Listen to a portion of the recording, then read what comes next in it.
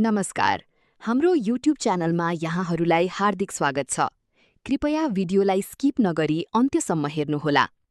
तपाईहरूको लागि आजको पहिलो प्रश्न रहेको छ, विश्वको सर्वोच्च शिखर सगरमाथाको सर्वाधिक आरोहण गरी कीर्तिमान कायम गर्ने महिला आरोही को हुन्?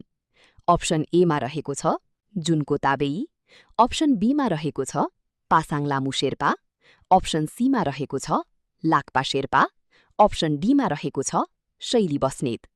तपाईहरूको समय सुरु हुन्छ।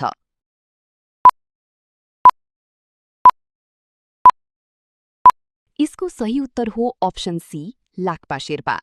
माउन्टेन क्वीन उपनामले चिनिने नेपाली महिला पर्वतारोही लाक्पा शेर्पाले विक्रम सम्वत 2083 जेठ 3 गते 11औं पटक सगरमाथाको सफल आरोहण गर्दै यसअघिको आफ्नै कीर्तिमान तोडेकी हुन्। आजको दोस्रो प्रश्न रहेको छ, मरुभूमि नभएको महादेश भनेर कुन महादेशलाई चिनिन्छ? अप्सन एमा रहेको छ उत्तर अमेरिका, अप्सन बीमा रहेको छ अस्ट्रेलिया, अप्सन सीमा रहेको छ अफ्रिका, अप्सन डीमा रहेको छ युरोप।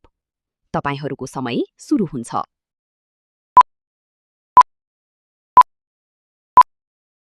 यसको सही उत्तर हो अप्सन डी युरोप। आजको अन्तिम प्रश्न रहेको छ, 16औं योजनाले नेपालको प्रति व्यक्ति राष्ट्रिय आय कति पुर्याउने लक्ष्य राखेको छ?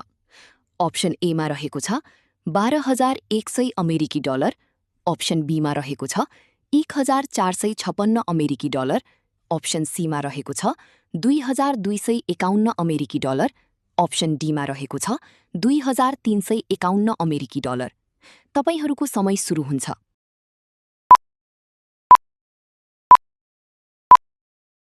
यसको सही उत्तर हो अप्सन डी 2,351 अमेरिकी डलर। यस्तै जानकारीमूलक तथा रोचक सामग्रीहरूको लागि हाम्रो च्यानललाई लाइक, शेयर तथा सब्स्क्राइब गर्न नभुल्नुहोला। धन्यवाद।